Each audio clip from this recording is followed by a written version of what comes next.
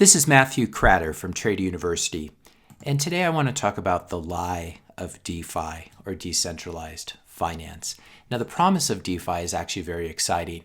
The idea of having a protocol and an open system where no one is in charge, it's completely decentralized, it's permissionless, it cannot be shut down or censored.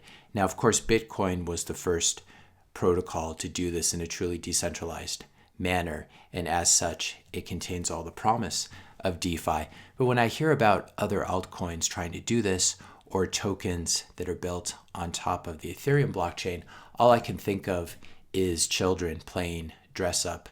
Now, it's very cute when children do it, but it's not as cute when altcoin promoters try to do it in order to dump their bags on you. And the entire ecosystem, the entire DeFi ecosystem that's built on top of Ethereum and that is called DeFi is really decentralized only in name, not in reality. Now, we all know, and I've covered many times, all the different hacks and the ways you can get wrecked in DeFi. This is a great website to follow the details. And it turns out this happens even to very large protocols like DAO Maker. But that's not what I want to talk about today. I want to talk about another DeFi protocol that was founded on the promise of trying to help people when they experience a DeFi rug pull. It was basically an insurance protocol, and it received a lot of hype about a year ago in September of 2020. The idea behind this, the protocol was called Cover. It was an insurance protocol built on top of Ethereum, and the basic idea was that you would be able to insure people who were owned DeFi tokens. And it seemed like a good idea, especially because there have been so many hacks in this space, so many bugs, so many bag holders.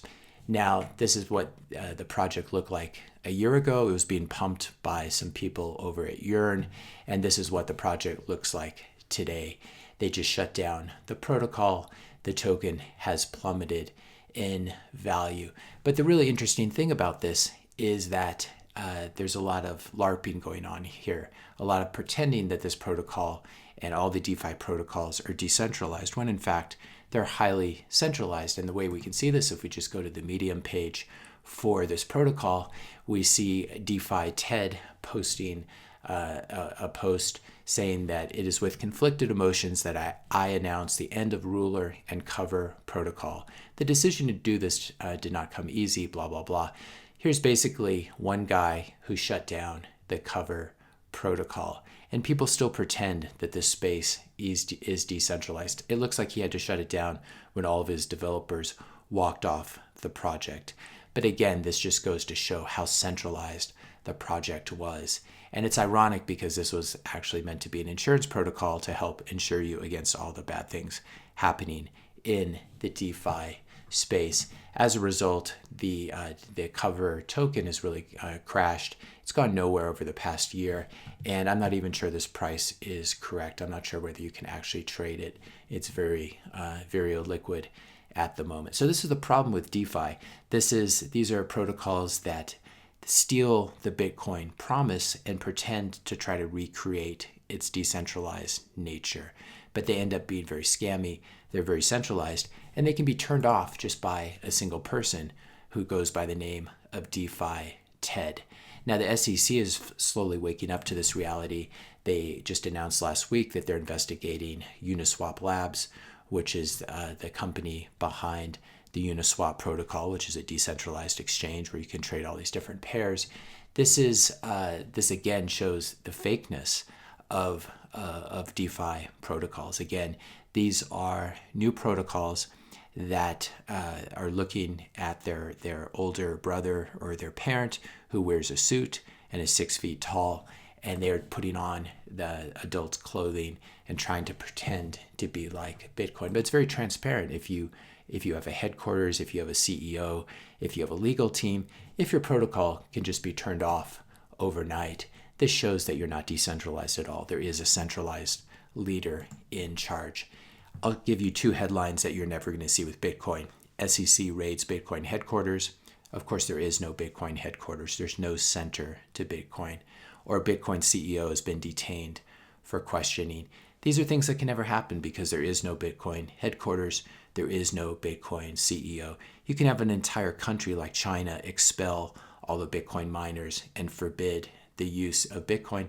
It doesn't matter. Everything just moves, and there's no center to the Bitcoin protocol. By contrast, we have all these DeFi protocols that can be investigated by the SEC or can just be turned off overnight if something happens with the dev team. This is again another blog post that you would never see. It is with conflicted emotions that I announced the end of the Bitcoin protocol.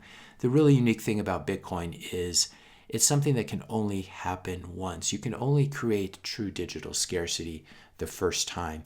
After that, everything is an additional knockoff. You can only create the Mona Lisa once. Everything after that is just a copy, and it doesn't have the same long-term enduring value. And one of the very special things about Bitcoin is it was launched by an unknown founder who disappeared very early on in the project, Satoshi Nakamoto. And it's a real gift he gave the world because he cannot be detained now. He is not a single point of failure for the protocol. And Bitcoin also had the unique advantage that it grew very slowly under the radar of governments and central banks. It's now reached the point, it's like a virus, it's spread everywhere, and it cannot be stopped.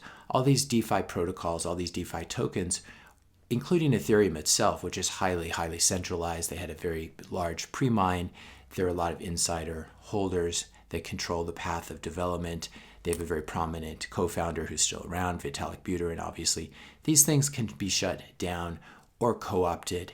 They can be taken over by the government. And I wouldn't be surprised if this is what's happening with Ethereum. They're pushing the ESG narrative very hard, and they're cozying up to the dominant narratives that are used to sell things on Wall Street. By contrast, Bitcoin began, as we said, under the radar and spread all around the world in a truly decentralized manner. It's not like Cover, it's not like the DAO MakerDAO, or Uniswap, or even Ethereum itself.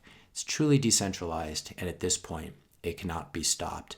This is why Bitcoin is such an important asset to own, in my opinion. If you found this video helpful, be sure to hit the subscribe and like button. Hit the notification bell if you want to be notified when I publish my next video. And let me know your questions and comments in the comment section below. Thanks a lot for watching, and I'll see you in the next video.